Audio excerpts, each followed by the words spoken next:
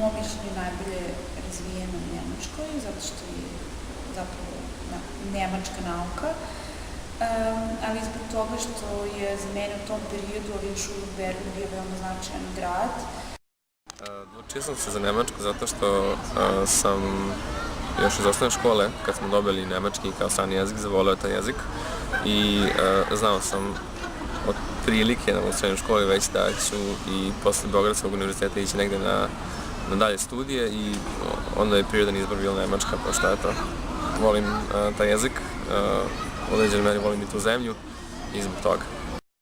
I htjela sam da studiram nešto što ima veze sa tim što ja radim, a pošto kod nas tako nečeg nije bilo, onda sam se raspitala i shvatila da je u Nemačkoj moguće studirati religiologiju, odnosno Religionswissenschaft, pronašla univerzitet gde postoji katedra za pravoslavno hrišćanstvo i s velikom radošću otišla tamo.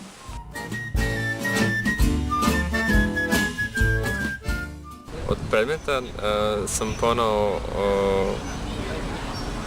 pored tih nematerijalnih predmeta, uspomena na njih mislim, ponao sam, sad mi se pada na pamet jedan znak koji sam, za tablice za automobile koje sam pronašao tamo, koja me podsjeća na Aachens, jer je bila Aachenska tablica.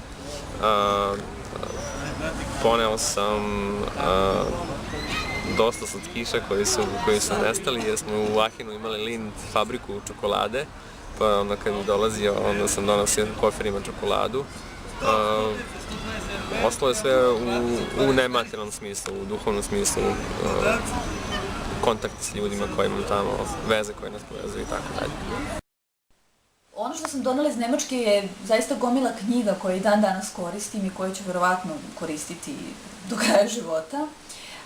Nekoliko sitnica, šolja, grafika iz Erfurta, koje su mi onako baš drage.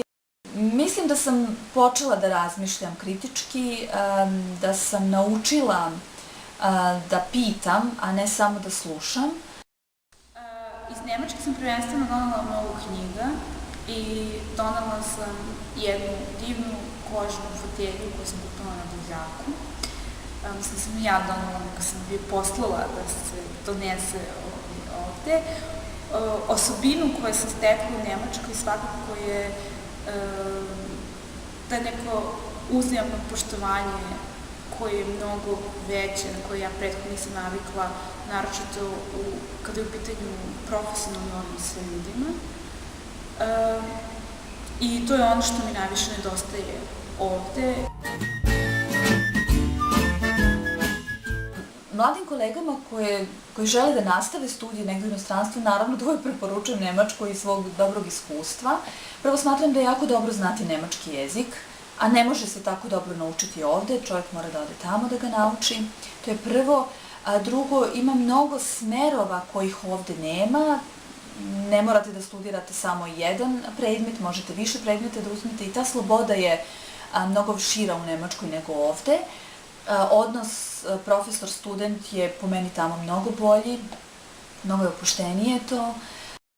Mislim da ne treba sjediti od kuće da sad nešto bude kao krivo što ste se preselili posle tužni, nego treba da upoznate ljude i da pokušate iskoristiti što više stvari u novoj sredini.